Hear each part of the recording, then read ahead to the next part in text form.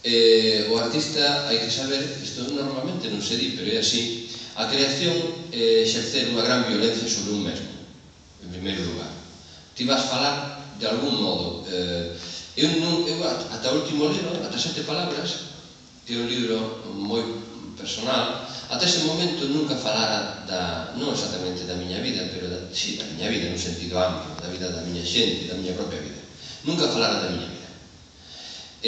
Sempre inventar os personaxes. Eu todos os personaxes que escribín sempre os inventei. Hai escritores que teñen feito boa novelística ou boa literatura a partir de un sucedido, é dicir, unha historia que coñeceron, que ocorreu realmente con persoas que viviron, e ocorreu, e transformou na serie. O que fixo foi contar iso en literatura, darlle o xeito literario. E con iso hai xente, por exemplo, Truman Capote. Truman Capote, A sangre fría, é un libro memorable, absolutamente, e iso fixo a partir dun achegamento, dunha implicación absoluta cuns asasinos, contando a súa historia. Ben, pois é un libro tremendo, impresionante, gran literatura.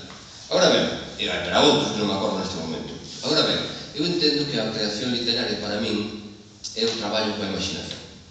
Entón, naturalmente, eu sempre digo que un poeta pode ser como foi os anos, non me sabe a meva. Rimbaud con 17 anos. Pode ser un gran poeta. Pode ser un gran poeta con 17 anos, con 18, con 20. Pode ser un bo narrador de contos con 20, 21, 22 anos, 23 anos. Agora ben, para ser un novelista precisas unha certa altura da vida.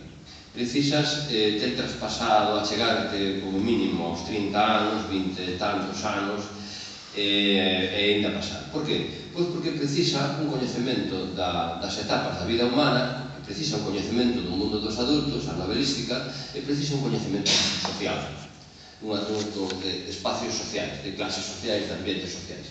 E iso non se ten, esa distancia sobre o mundo dos adultos, esa distancia sobre o mundo da infancia, non se ten na xuventude aínda, precisas unha certa madurez.